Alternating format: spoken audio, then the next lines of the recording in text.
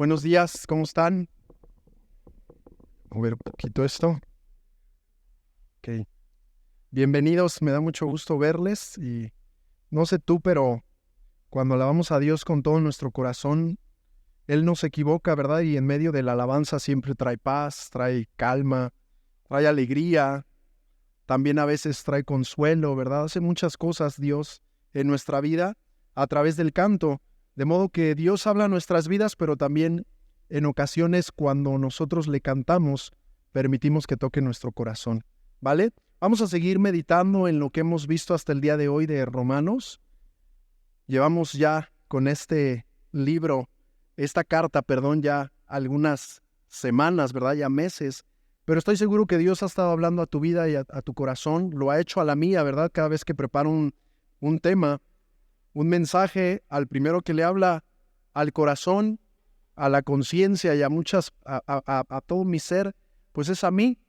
Y nada más quiero que recordemos un poquito lo que hemos estado viendo. Hace 8 días veíamos, ¿verdad?, que la Biblia nos enseña que somos adoptados hijos de Dios, y esto por medio de Cristo Jesús. Esta es una verdad que creo que ya muchos aquí la hemos comprendido.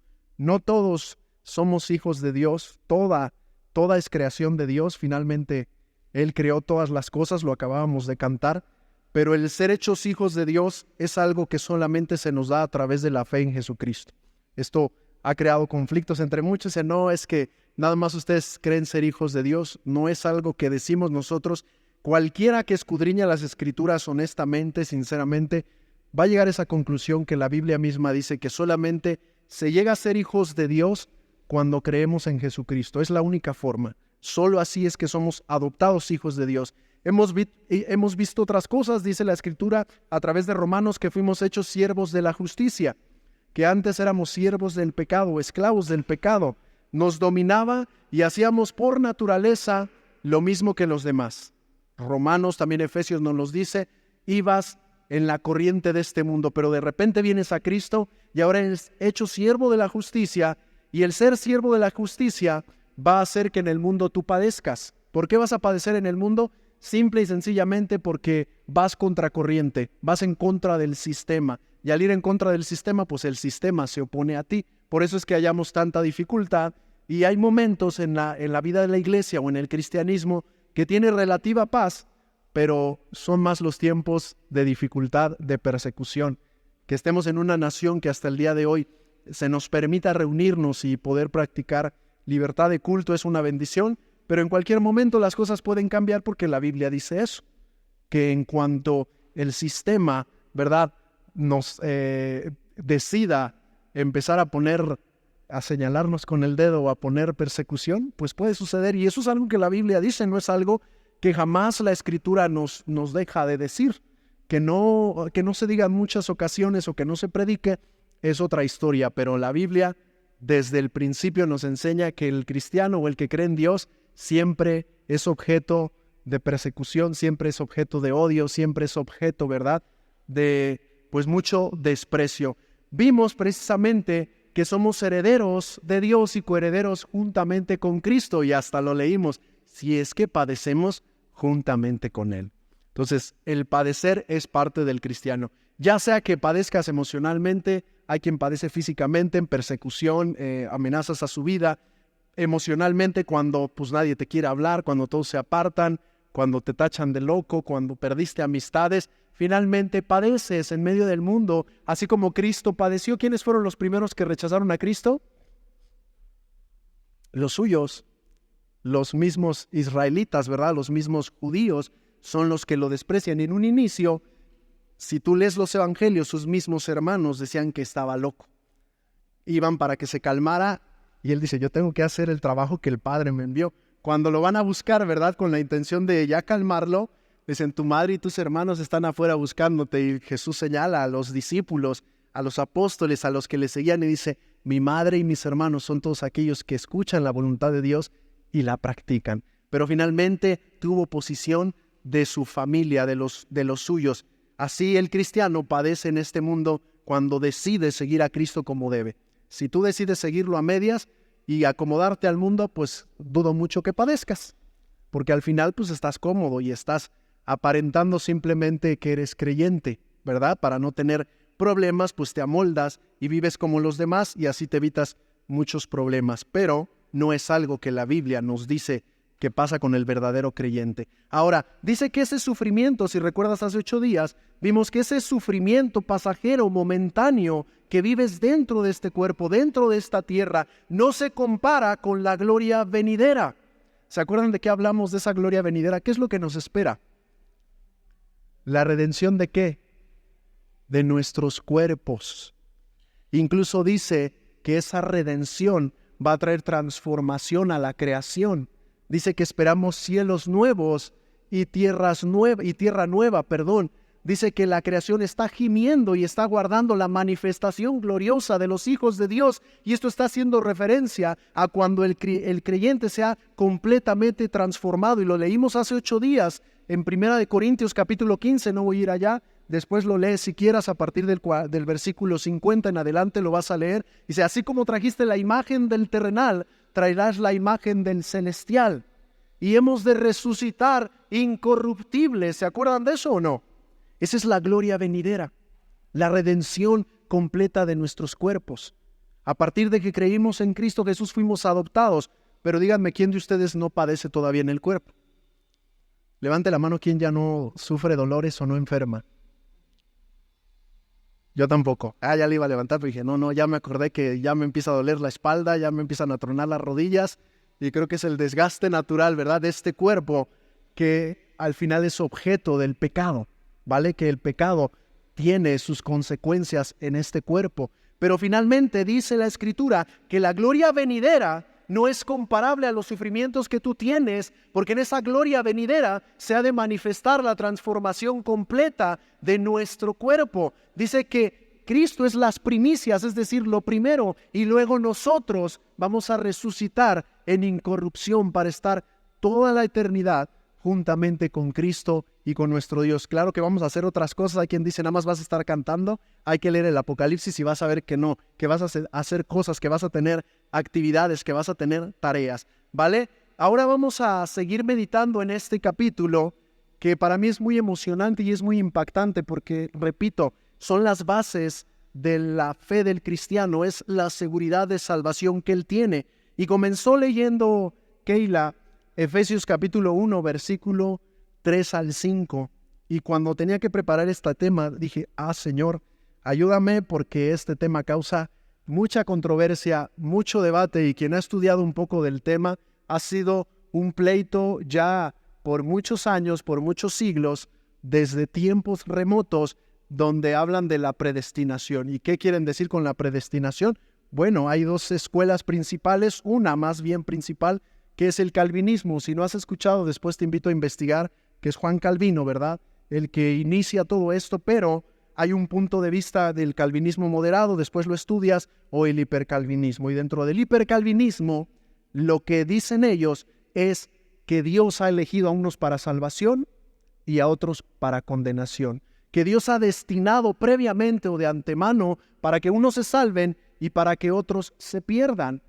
Y hay otro punto de vista, ¿verdad?, que tenía que ver con Arminio, que después también lo ves. Y hay muchos otros puntos de vista donde el punto de vista es que no la salvación estaba abierta para todos y que también se podía perder. Es decir, que tú podías llegar a ser salvo, pero en un punto de tu vida podías llegar a perder esa salvación. Y ambos puntos, ¿verdad?, pues son de años muy atrás, y aunque tienen sus puntos fuertes, también tienen sus puntos débiles. No quiere decir que yo interprete mejor, pero en base al estudio y en base a muchos teólogos sabios que yo he podido estudiar, he llegado a un punto en donde voy a explicar el día de hoy, y tú sabrás si lo tomas o dices, yo me quedo con el de Calvino y quiero creer con el hipercalvinismo, que yo fui elegido desde siempre y Dios me destinó para ser salvo, y al que se pierda Dios lo destinó para perderse. Tendrías que quitar versículos como cuando Jesús dice, vengan a mí todos los trabajados y cargados, que yo les daré descanso. Al que viene a mí, yo no le echo fuera. Tengo mis ovejas, tengo ovejas en este redil, pero tengo otras a las cuales también tengo que hablarles. Entonces, la invitación de la salvación es para todos. De tal manera amó Dios al mundo, que ha dado su Hijo unigénito, para que todo aquel que en él cree no se pierda, mas tenga vida eterna. Y sería, ¿verdad?, trampa de parte de Dios ofrecer eso y de antemano decir que unos ya son salvos y que otros no lo son. Que Dios sea soberano, que Dios sea omnisciente es otra cosa, y que de antemano sepa quién decide creer y quién no, ese es otro cuento, ¿vale? Es tema para otro día. Sin embargo, vamos a meditar esto y yo te pido que estés muy atento y vamos a ver realmente la Escritura, qué es lo que nos quiere decir con este tema de la predestinación. ¿Te parece? Acompáñame ahí a Romanos capítulo 8. Si quieres profundizar más en esto, después investiga todo esto que te estoy hablando del hipercalvinismo, que ese es creo yo que el que más daño ha hecho de repente a la iglesia, porque quiere decir, el salvo siempre es salvo, así peque y haga de las suyas, al final ya es salvo de parte de Dios, ya lo destinó para eso. Y suena un poco, pues vamos a decirlo, soberbio decir eso, ¿vale? Porque en cualquier momento tropezamos, nos equivocamos, ¿verdad? Y no damos testimonio como debemos hacerlo. Bien, vamos entonces a Romanos capítulo 8, nos quedamos en el versículo 27, ¿sale? Dice, mas el que escudriña los corazones, ¿sabes cuál es la intención del Espíritu? Porque conforme a la voluntad de Dios, intercede por los santos. Y ya hablamos hace 8 días que incluso el Espíritu Santo nos ayuda en nuestra debilidad y que hay ocasiones en que tú no sabes qué pedirle a Dios, pero el Espíritu Santo mismo intercede por ti y le comunica a Dios realmente lo que le quieres decir. Es decir, que el Espíritu Santo te ayuda a orar conforme a la voluntad de Dios muchas veces. Y en otras ocasiones esos lloridos que tú no sabes expresarle a Dios lo que estás sintiendo, el Espíritu Santo sí sabe y le dice a Dios qué es lo que está pasando. Pero todo tiene que ver muchas veces con lo que el creyente sufre en esta tierra por ser cristiano. Por eso dice que nos enviará el Consolador. Y el Espíritu Santo, una de las cosas que hace es consolarnos en los momentos de debilidad, en los momentos difíciles de nuestra vida. Intercede por nosotros con esos gemidos indecibles, ¿vale? Vamos al versículo 28 y de aquí vamos a empezar con el tema del día de hoy. Y fíjense lo que dice, y sabemos que a los que aman a Dios, ahora aquí hay verdades bien padres para nosotros, dice, y sabemos que a los que aman a Dios, todas las cosas les ayudan para bien. Fíjate lo que dice la Escritura. Está hablando de creación de cielos nuevos y tierra nueva, de la redención de nuestros cuerpos. El punto que está hablando Pablo es, ¿el creyente sufre en esta tierra? Sí. Pero, dice Pablo, sabemos una verdad, que a los que aman a Dios, todas las cosas les ayudan para bien. Lo que Pablo está queriendo hacer es énfasis en que el sufrimiento para el cristiano incluso ayuda para bien. Cuando tú sufres, a veces, más bien no a veces, si entiendes que hay un Dios bueno, misericordioso, entiendes que ese sufrimiento Dios lo va a usar para que tú crezcas como persona. ¿Cuántos de ustedes después de pasar un tiempo de enfermedad, de esas cosas que empiezas a vivir en tu vida y de repente me ha pasado a mí, ¿verdad? Unos meses atrás, donde sigo estando joven, ¿verdad? Pero ya no tanto como antes y ya de repente me enfermo y ya no salgo tan rápido, o de repente tengo dolencias o situaciones y ya me mandan a hacer esto y digo, ay, ¿ahora qué me está pasando? Pero al final eso ha ayudado para mi bien, porque yo empiezo a ser compasivo y misericordioso con otras personas. Las dificultades que tienes en el trabajo, los conflictos, te ayudan a crecer como persona. Dios usa todo eso para tu bien. Las tribulaciones, las angustias, los tiempos de necesidad, dime si no te han hecho una persona más sensible al dolor de otros. Dios lo usa todo para bien, ¿vale? No quiere decir que Dios mande el sufrimiento, pero al final estás en un mundo caído, en un mundo que se desmoralizado, en un mundo contrario a la voluntad de Dios, lógicamente vas a padecer. Pero ese padecimiento, ese sufrimiento, dice aquí la Escritura, que a los que aman a Dios, al final los va a ayudar para bien. Y dice adelante, esto es a los que conforme a su propósito son llamados. Es decir, en el original lo que quiere decir esto es a los que conforme a su propósito son atraídos, ¿vale? Entonces todo aquel que sigue los propósitos de Dios va a entender que incluso lo adverso, lo difícil, los tiempos de dolor le van a ayudar para su crecimiento espiritual, ¿vale? Vamos a seguir leyendo, dice, porque a los que antes conoció, ¿qué dice? también los predestinó para que fuesen hechos conforme a la imagen de su Hijo, para que Él sea el primogénito entre muchos hermanos. Y aquí empieza, ¿verdad?, el punto difícil donde muchos pelean. Dicen, es que la Escritura dice que a los que antes conoció, a estos también los predestinó. A ver, platíquenme, ¿qué entienden con esto?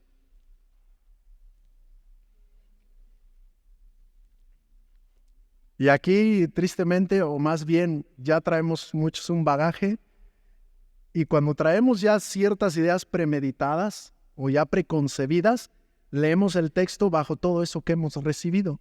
Y a lo que llegamos a decir es que ya Dios conoció a unos. De antemano los destinó para que sean conforme su Hijo. ¿Cierto o no es cierto? Y de repente lees Efesios 1, del 3 al 5. A ver, vamos allá rápidamente, sin que pierdas Romanos. Vamos a Efesios capítulo 1, versículo 4 y 5. ¿Ya estamos ahí? Dice, según nos escogió en Él, ¿qué dice? Antes de la fundación del mundo, para que fuésemos santos y sin mancha delante de Él, en amor habiéndonos predestinado para ser adoptados hijos suyos por medio de Jesucristo, según el puro afecto de su voluntad. Ahora, séanme honestos, ¿lo lees y qué entiendes? Alguien que me diga. ¿Qué entiende? Que feliz Rosy, antes de que estuviera Ok. a la testa en peligro. No, Ok, Él nos eligió a nosotros. Ahora, la pregunta aquí es, ¿entonces sí es cierto eso de que Dios ya eligió que unos se pierdan y que otros se salven? no es Ok. Habla de todos los que fueron predestinados para ser adoptados hijos de Dios, ¿sí o no? Por medio de Cristo Jesús.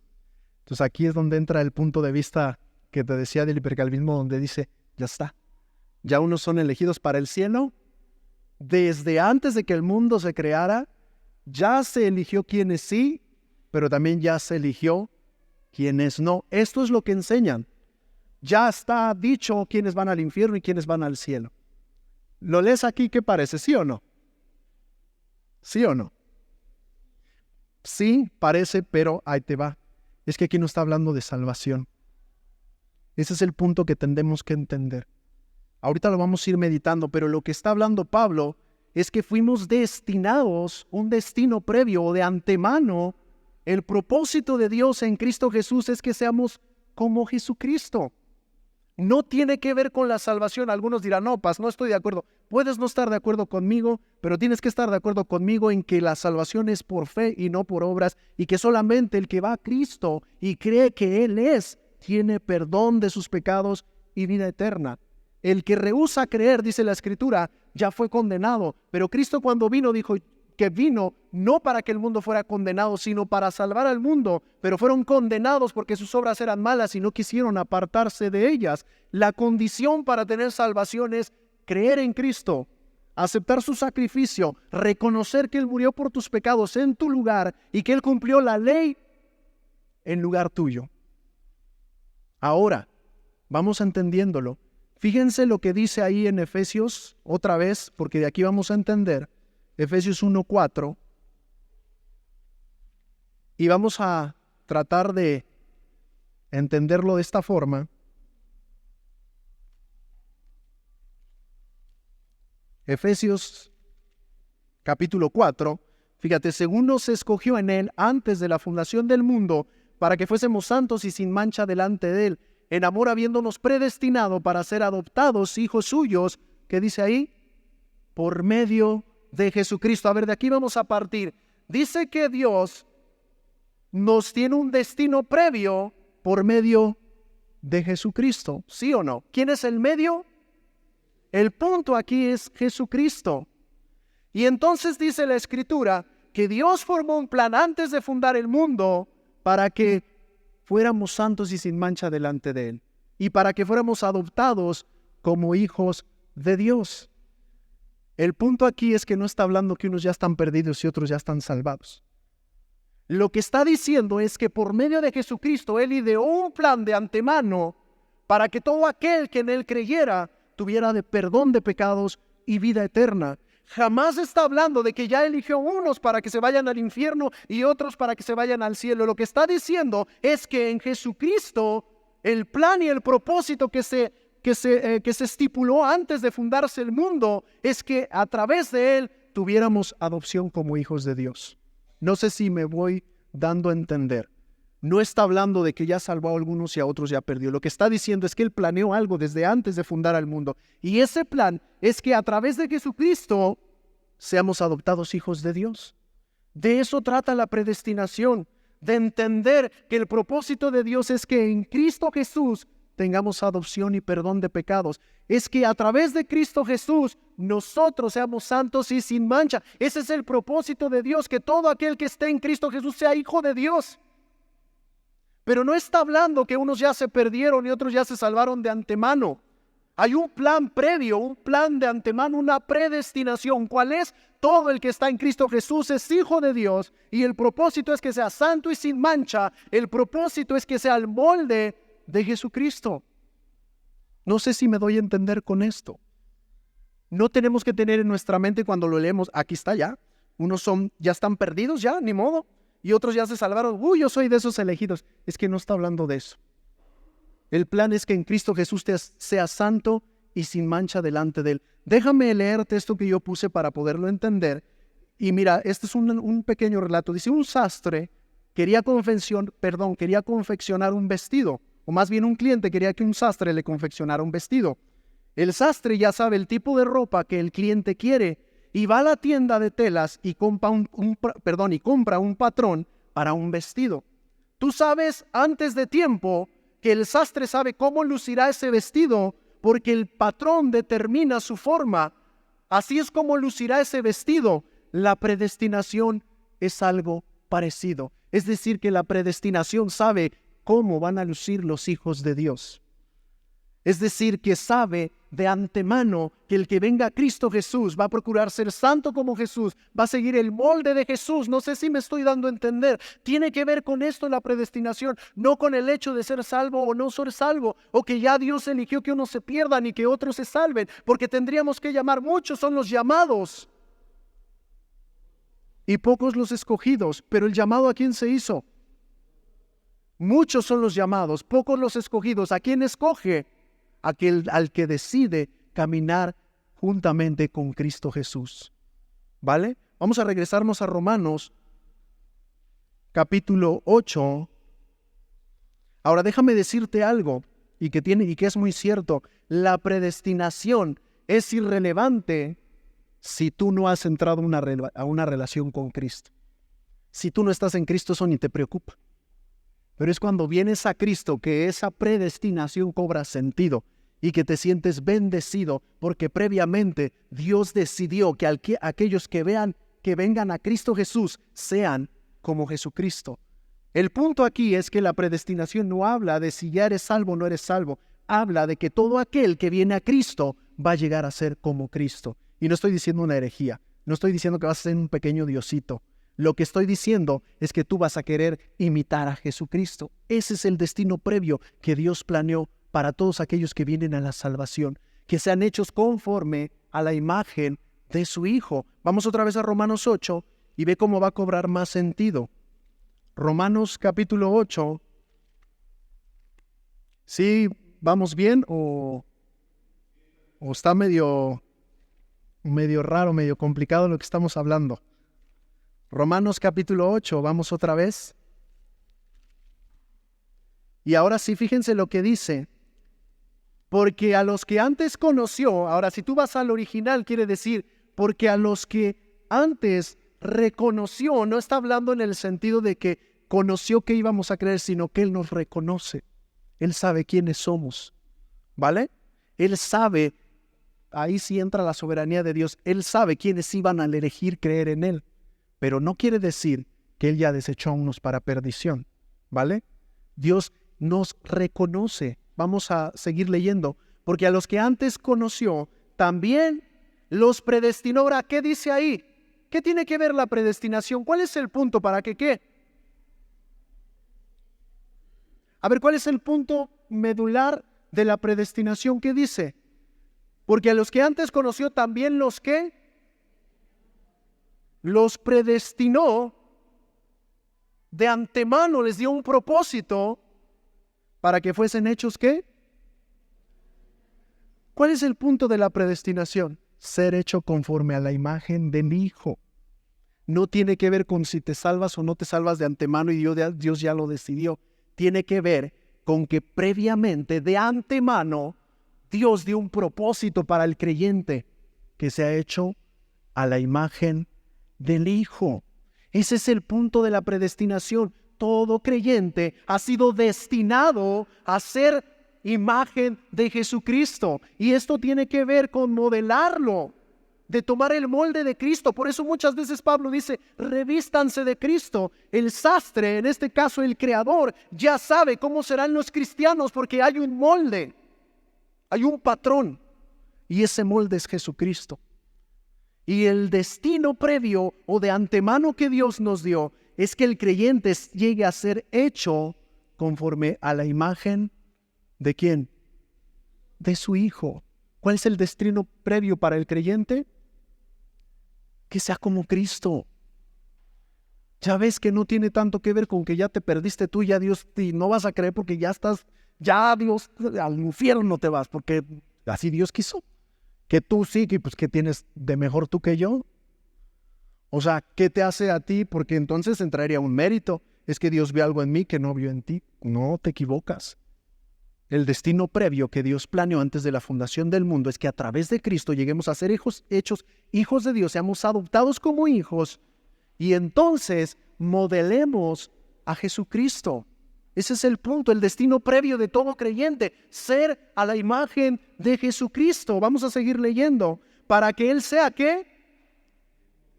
El primero entre muchos hermanos. Para que sigamos sus pisadas. Para que Él sea el ejemplo. Ese es el destino previo que Dios le ha dado al creyente. A todo aquel que viene a Cristo dice, no lo echo fuera. Pero una vez estando Cristo, tienes un destino que de antemano Dios planeó. Que tú seas como Cristo. Que tú lo muestres al mundo. Que el mundo pueda ver cuán parecido eres a Cristo. Y en esto creo que todos nos entendemos que no me estoy refiriendo a lo físico. Me estoy refiriendo a las cualidades que distinguían a Cristo. Amor, paciencia, bondad, benignidad, fe, templanza, dominio propio. ¿Sí o no? El celo de Dios que lo consumía. Ese es el destino que Dios le ha dado a todo creyente, modelar a Cristo, para que sean hechos conforme a la imagen de su Hijo. Versículo 30. Y a los que predestinó, a estos también llamó. Aquí empieza a cobrar sentido. Dios predestinó que toda la creación, todo ser humano tenga salvación en Cristo. Ese es el plan y propósito de Dios de antemano. La salvación solamente se va a dar a través de Jesucristo. Lo destinó previamente, porque sabía que el ser humano iba a violentar la ley y previamente diseñó este plan a través del cual todos aquellos que creamos en Cristo vamos a llegar a la salvación. Y dice a los que predestinó. Ahora entiéndelo desde este punto de vista. El ofrecimiento de la salvación es universal, no es solo para unos. Los judíos creían que solamente era para ellos, ¿cierto o no es cierto? Y cuando los gentiles, o más bien Pablo y también Pedro en un inicio va a los gentiles, ellos les molesta, dicen, ¿qué haces con los gentiles? Ellos no son elegidos por Dios. Y Dios les muestra y les dice, te equivocas, papacito. También a los gentiles los quiero salvar por medio de Cristo. De modo que a veces el cristiano trae ese chip ya por siglos y dice, no, yo ya soy salvo porque Dios me eligió. No es cierto. El ofrecimiento de la salvación, Dios la destinó previamente para todo ser humano que crea en Cristo Jesús y los llamó. Pero dice, muchos son los llamados, pocos los escogidos. Es decir, el llamado es para todos, pero los escogidos son los que deciden poner su fe en Jesucristo. ¿Me estoy dando a entender? No es tan complicado como parece, pero si estamos peleando, ¿verdad? Y tú le dices al otro, tú ya estás perdido desde antes de la fundación del mundo y yo ya estoy destinado a ser salvo antes de la fundación del mundo, te estás equivocando porque no va por ahí. Vale, vamos a seguir leyendo. Dice, y a estos también llamó, y a los que llamó, ¿qué dice? Y no dice que en Cristo somos presentados justos, inocentes. Fíjate cómo va diciendo, Dios diseñó un plan previamente, que en Cristo Jesús tengamos salvación. Y nos llamó a todos, pero no todos responden. Pero esos escogidos los justifica. Seguridad de salvación. Los presenta inocentes, libres de culpa. ¿Por medio de quién? Otra vez el punto, ¿quién es? Por medio de Cristo. Y por medio de Cristo te presenta justo delante de Dios.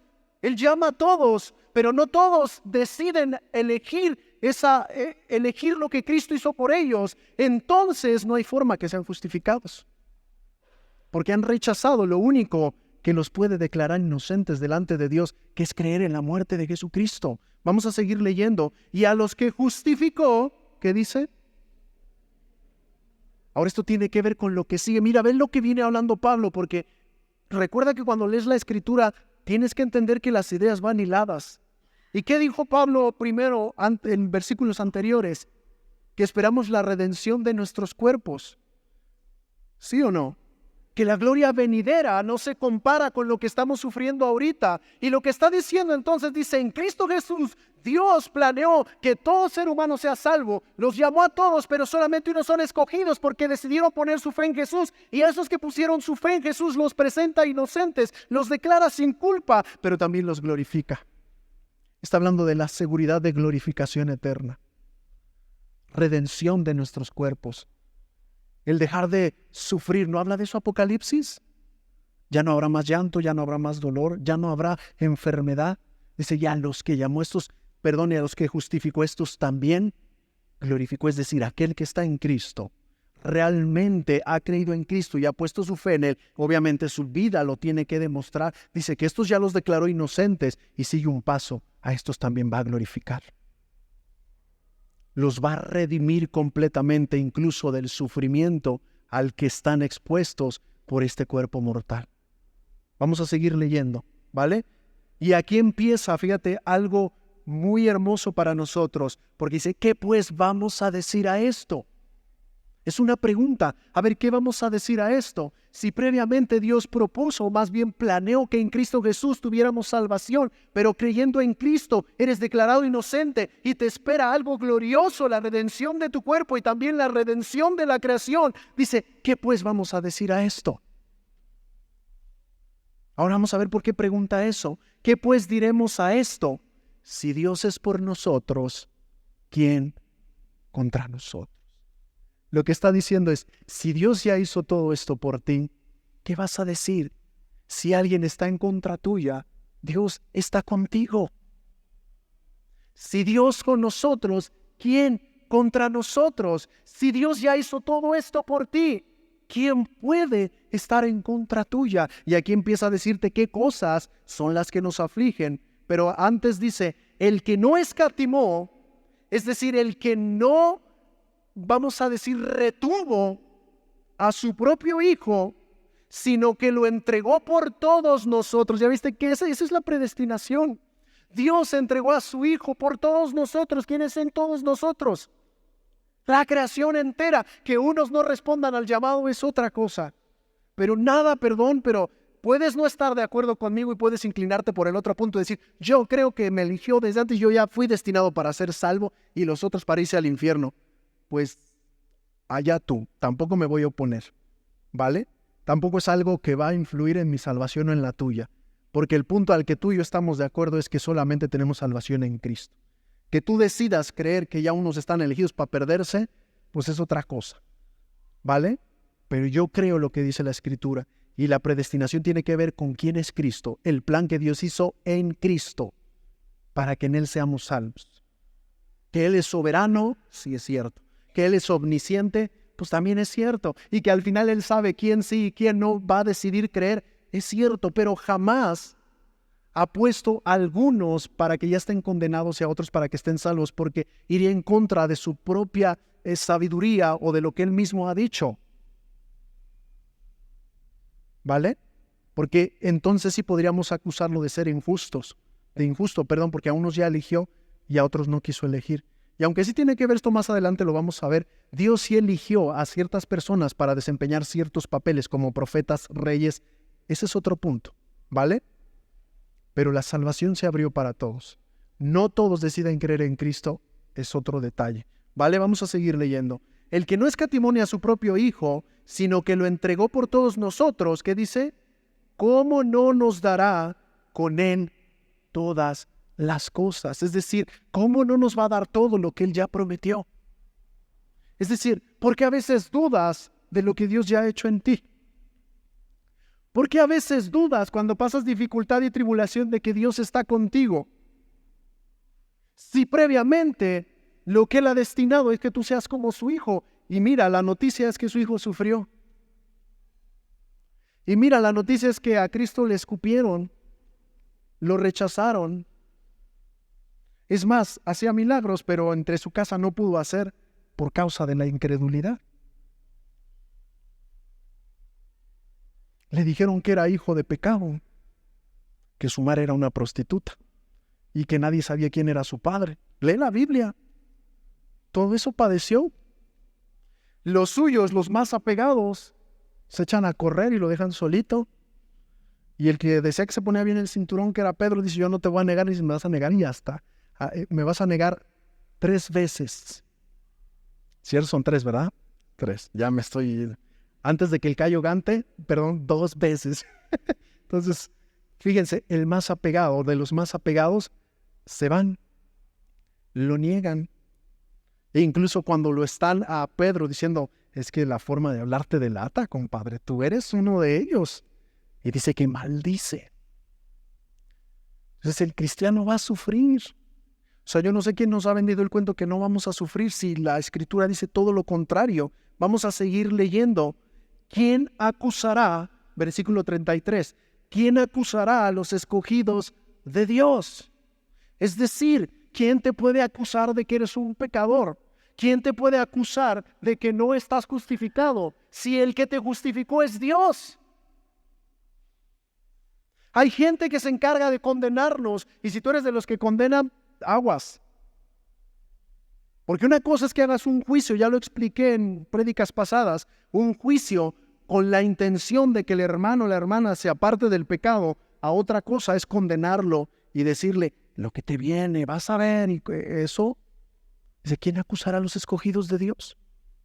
Si Dios ya te escogió en Cristo Jesús para ser hecho conforme a la imagen de su Hijo, ¿quién te puede acusar?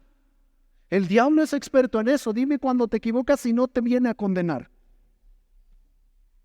Ya para qué vas a la iglesia, si ni cambias. Le acabas de gritar ayer a tu esposa y te echaste un round de aquellos. ¿Para qué vas? ¿Para qué levantas tu voz? Eso no le agrada a Dios.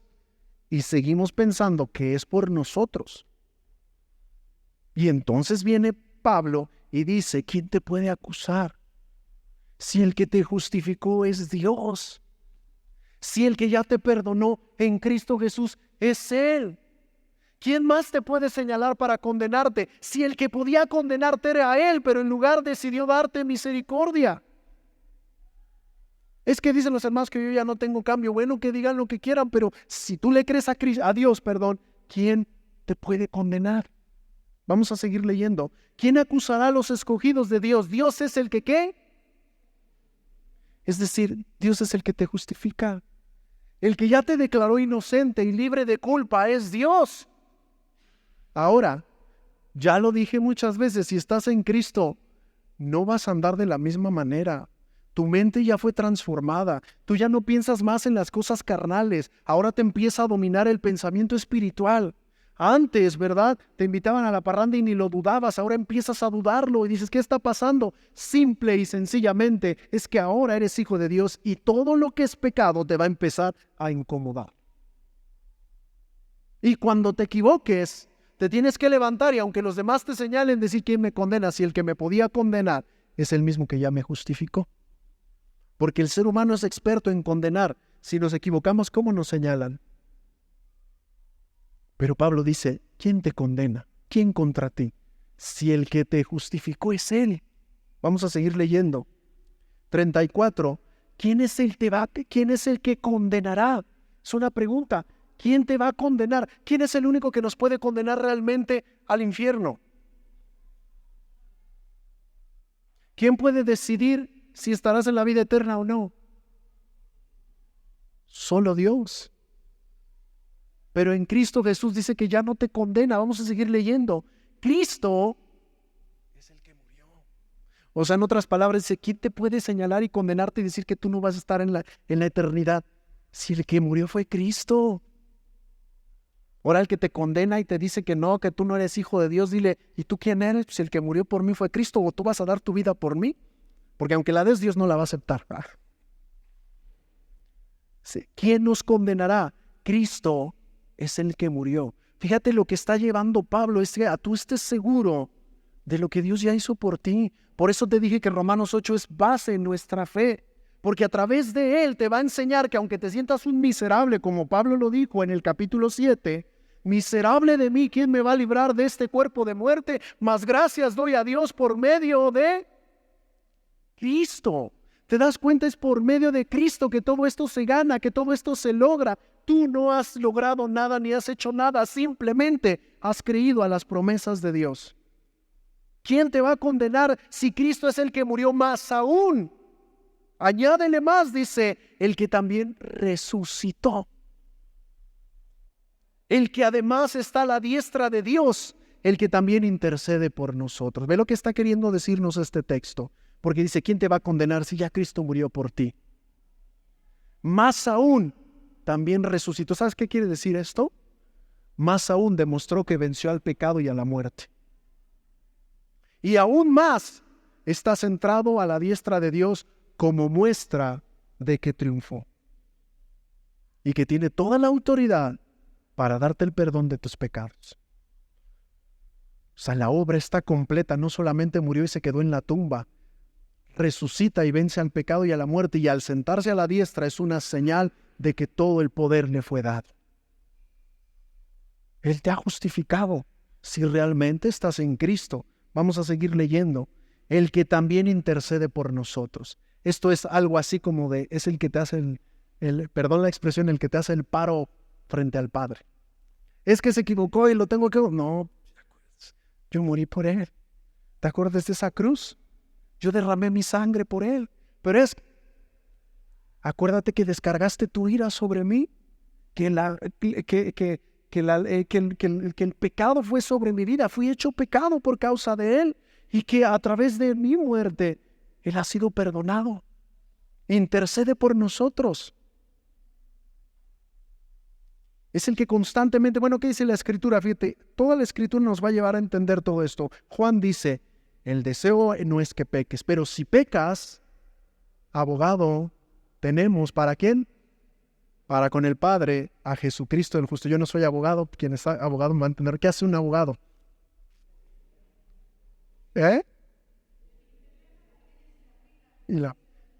En beneficio, o sea, en pocas palabras, el que te ayuda, el que te va a hacer el paro. Entonces, cuando el Padre justamente quiera descargar su ira sobre ti, el Hijo le dice, ya creyó, está revestido de mí, está en esa lucha, pero tú le diste el destino que sea como yo, pero mientras tanto, no descargues, yo ya morí por él. No sé si me estoy dando a entender. Vamos a seguir. Versículo 35. ¿Quién nos va a separar del amor de Cristo? Es decir, ve lo que viene diciendo, él ya murió por ti. Es más, al morir, cuando resucitó, se sentó a la diestra de Dios, mostrando que había triunfado y que el poder le fue dado. ¿Habrá acaso algo que te pueda separar del amor de Dios que es en Cristo Jesús? ¿Hay algo que si estás realmente en Cristo Jesús, que te pueda separar del amor de Cristo? ¿Hay algo? Y entonces, ¿por qué a veces sí te la crees? Porque a veces cuando dices, Dios te quiere, no, ya no me va a perdonar. Ya no me puede perdonar. Bueno, es que por ti mismo jamás te va a perdonar, pero te perdona a través de Cristo. Por eso el peligro que yo decía de la predestinación es que el que ya se cree salvo desde antes, peca y dice, de todas maneras Cristo ya murió por mí. Así que peque y peque y peque ya lo que quiera, yo ya soy de los escogidos, de los sellados. Aguas con eso. Porque entonces cae en la arrogancia de pecar y de todas maneras decir que sí, ya fuiste destinado a ser salvo, aunque vivas de la patada, al fin que ya te eligió. A veces así podemos pensar los cristianos. Y me hace pensar en los dos hombres, ¿verdad? Que están frente a Dios orando. Y el que era religioso, ¿qué le dice? Te doy gracias porque no soy como este vil pecador, socio gentil, casi, ¿no? Yo diezmo, yo ayuno, yo hago oraciones. Es más, 2 veces por semana ayuno, Señor, no como este. ¿Y qué hacía el otro? Sé propicio a mi pecador. Mira, aquel creía que estaba bien con Dios. Y Jesús hace la pregunta, dice, ¿quién crees que salió justificado? Y ellos mismos responden, el que se humilló. Ahí está.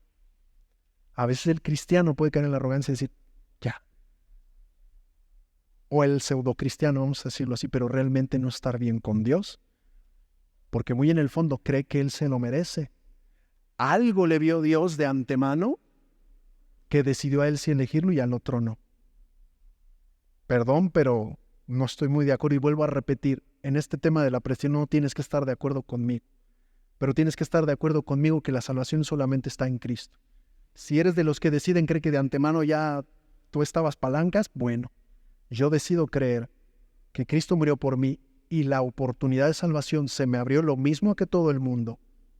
Y al final respondimos ese llamado. Y por eso es que Él nos justifica y nos da la esperanza o la noticia de que vamos a ser glorificados. Y ahora dice el 31, ¿quién nos va a separar del amor de Cristo? Y aquí empieza una lista. A ver, de esta lista, ¿qué crees que es lo que te puede separar del amor de Cristo para que veas que no es así? Tribulación. ¿Quién no padece? Angustia. A ver, ¿quién no ha estado angustiado? Es que si estás angustiado, quiere decir que no tienes fe y ya no, Dios no te va a perdonar. Ni la angustia te puede separar del amor de Dios, porque si ya se efectuó realmente la salvación, ni siquiera la angustia. Yo he sentido angustia. Ay, qué poca fe. Soy un ser humano, perdón, pero siento angustia.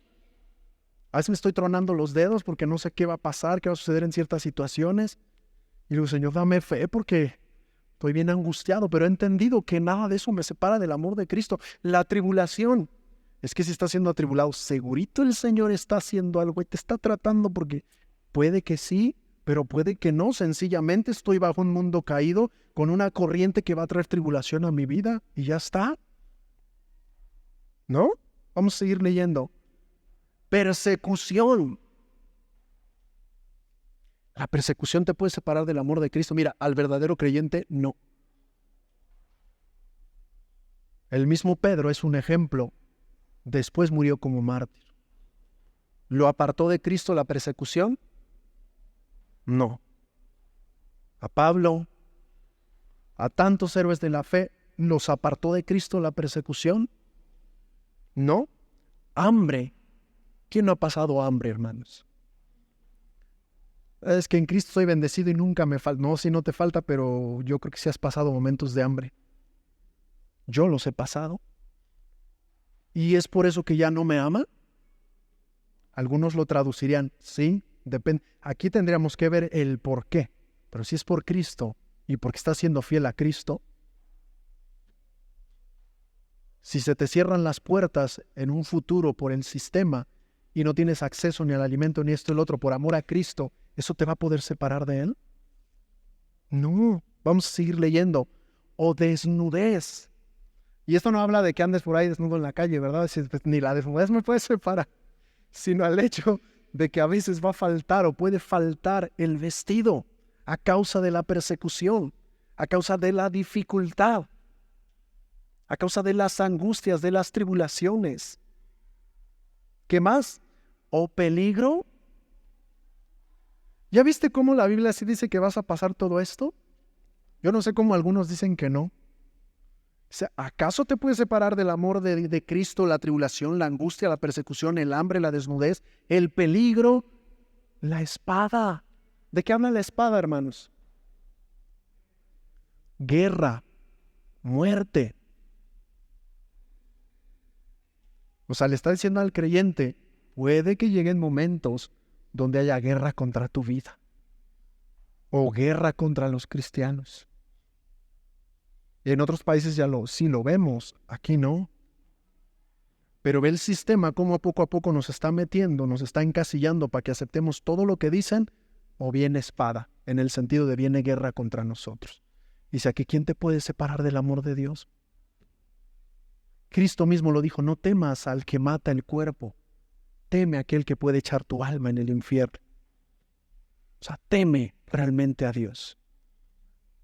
Como está escrito, fíjate, esto Pablo lo tenía bien claro, como está escrito. Por causa de ti, ¿qué? ¿Alguien cree que hace siglos había más mártires que el día de hoy? Te invito a leer un libro, si así lo quieres, que se llama Mártires de Cristo, de DC Talk, es un grupo. Y vas a ver cómo desde un inicio te dice que hoy hay más mártires que en los primeros siglos. Porque la persecución en un inicio fue en cierta región, pero la persecución el día de hoy es en todo el mundo contra los cristianos. ¿Vale? Y dice así, por causa de ti nos matan todo el tiempo. Rudo, ¿no? Por causa tuya nos matan todo el tiempo. Eso está escrito. ¿Qué dice? Somos contados como ovejas de matadero. Es decir, nos tienen a disposición y nos quieren matar. Somos como sus ovejitas de matadero. Somos el objeto de su odio. Somos el objeto, de su persecución. No nos ven como personas. Nos ven como ovejas de matadero. Cristo mismo lo dijo, viene el tiempo cuando alguno que les mate crea que rinde servicio a Dios.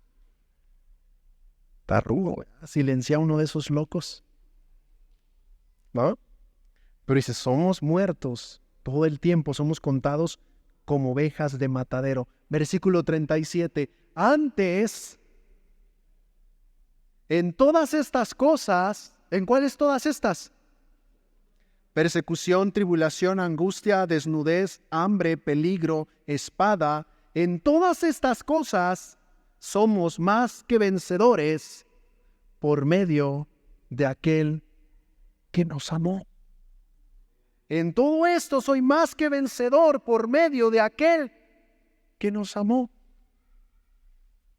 Esto no parece de un vencedor según el mundo, ¿verdad? ¿Cómo va a ser vencedor si lo van a matar, si lo persiguen, si pasa hambre, si pasa desnudez, si es objeto de odio, de desprecio? ¿Cómo va a ser que es un vencedor? Somos más que vencedores. Versículo 38, fíjate lo que dice aquí. Por lo cual estoy seguro, la traducción es por lo cual aseguro que ni la muerte, ni la vida, ni ángeles, ni principados, aquí se refiere a demonios, principados y potestades, ¿vale? Ni principados, ni potestades, ni mi presente, o ni lo presente, ni lo que está por venir, ni lo alto, ni lo profundo, ni ninguna otra cosa creada nos podrá separar del amor de Dios. ¿Qué es en quién? Ya viste, todo es en torno a Cristo. Por eso estoy seguro, dice Pablo, que si estás en Cristo y el destino que se dio es que tú seas como Cristo y por eso vas a padecer, pero quiero que sepas que eres más que vencedor y ninguna cosa creada y ninguna cosa visible o dentro de esta creación o fuera de la creación te puede separar del amor de Dios que es en Cristo Jesús. Seguridad de salvación. Nadie te puede condenar, nadie te puede apartar del amor de Dios, ni siquiera tú mismo si realmente has creído, ni tus dudas, ni tus miedos, ni tus angustias. Es más, ni los ángeles ni los demonios te pueden separar del amor de Dios, ni lo alto, ni lo profundo. No hay cosa creada que te pueda separar del amor de Dios, que es en Cristo Jesús. Por eso vuelvo al punto, es en Cristo Jesús. En Cristo Jesús es que tú tienes todo esto. En Cristo Jesús es que eres vencedor. En Cristo Jesús es que eres justificado. En Cristo Jesús es que ya no tienes condenación. En Cristo Jesús se ha destinado que seas como su Hijo y que lo glorioso venga a tu vida y que así como Él resucitó de los muertos, tú un día resucites de entre los muertos con un cuerpo incorruptible que ya no va más a sufrir en este mundo caído. Yo no sé qué pienses tú, pero cuando yo leo esto, nada más puede pasar una cosa. Mi fe se tiene que afirmar más en lo que Dios ha hecho por mí.